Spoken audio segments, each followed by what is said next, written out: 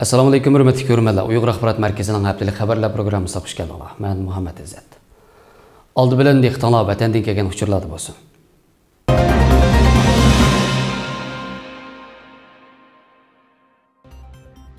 yil 11 ayning 6 kuni Uyg'ur axborot markaziga kelgan uchurlarda bildirilishicha, yaqindan buyon Sharq Turkistondagi Uyg'urlarning vaziyatiga oid ba'zi uchurlar Öndidar va TikTok orqali chet ellarga tarqalib, ijtimoiy aloqa vositalarida g'ulg'ul qo'zg'ashqa Xitoy hukumati Uyg'urlarning telefonlariga bo'lgan cheklimlarni yana kuchaytgan. Sharq Turkistonning janubidagi bir qism joylarda telefonlardan vaziyatga aloqador ba'zi uchurlar bayqalgan Uyg'urlar saqchixonalarga opirilib so'roq qilingan va kaltak bilan qattiq urilgan. Bundaq jazo uchirgan Uyg'urlar Öndidar to'plaridan chiqarib tashlandi ekan.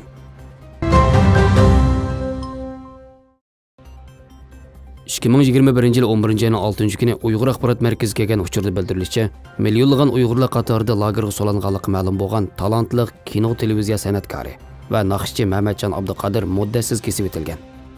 Kino televiziya va etot sahnalarida tunilgan ko'p qirliq san'atkor Mamatjon Abduqodir o'zining uning xalq orasida ta'sir qo'zg'agan Shukur nomli naqshisi bilan mashhur bo'lgan edi.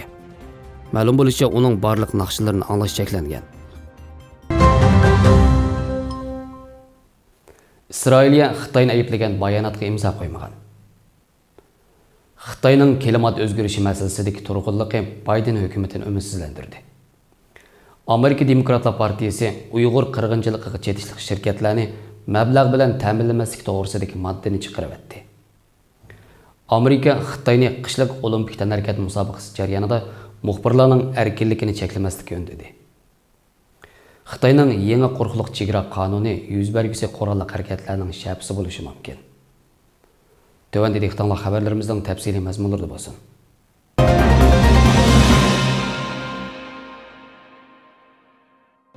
İsrailiya vaqt gazetorining 1-noyabrdagi xabariga qaraganda, İsrailiya hukumatı Birlashgan Davlatlar Tashkilotida 43 davlat birlashib e'lon qilgan Xitoyning Uyg'urlar qaratgan kishilik huquq tafsirchiliklarini ayblagan bayonotga imzo qo'ymagan.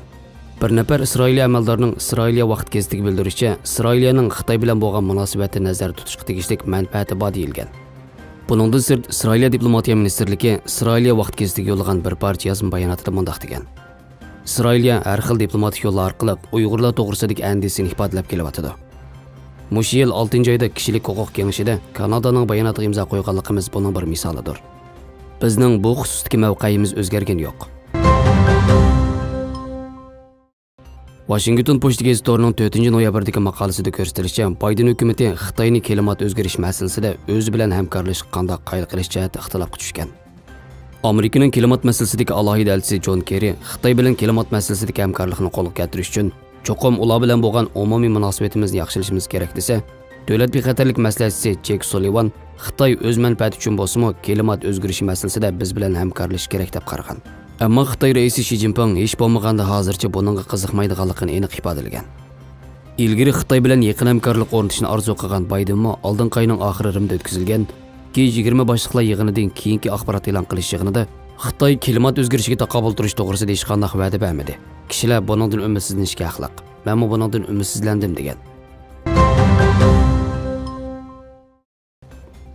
4-noyabrdagi xabar qaraganda Davlat Majlisidagi Demokratlar partiyasi tarafidan bu hafta e'lon qilingan texmo yaxshisini qaytadan qurib chiqish loyihasining tuzilgan eng yangi nusxasidan ilgirki nusxadagi Uyg'ur qirg'inchiligiga chetishlik o'rinlarni tadqiqot mablag'i bilan ta'minlashni cheklash moddasi amaldan qoldirib o'tilgan.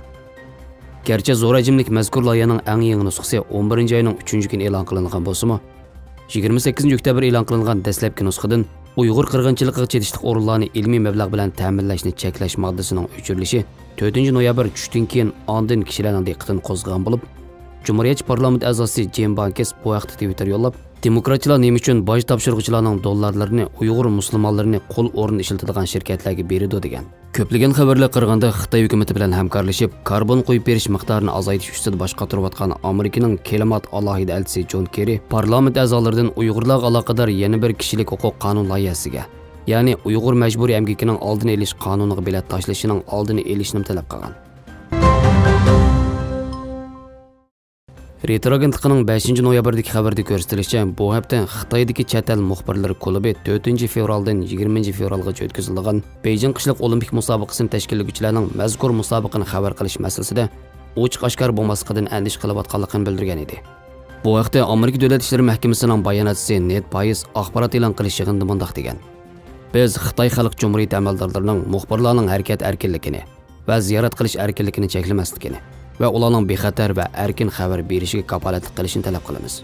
Buningga qarata Xitoy Diplomatiya Ministerligining bayonotchisi 5 noyabr o'tkazilgan kundalik axborot e'lon qilish yig'inida chet ellik muxbirlarning munosabatli qonun nizomlariga rioya qilish sharti ostida Beijing qishliq olimpik tanharakat musobaqasini xabar qilishiga ruxsat qiladiganligini aytgan.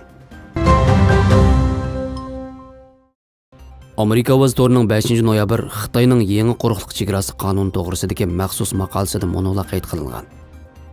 2011 yil nashr qilingan Xitoy va Hindiston cho'ng raqiblar nomli kitobining avtori Mohan Malik bu haqda mundaq degan: Beijing hozir Janubiy Xitoy dengizida muvaffaqiyatli holda qo'llanganiga o'xshash qonuniy usullarni qo'llanib, o'zining zimin kengaymichiligini qonuniy asosga ega qildi.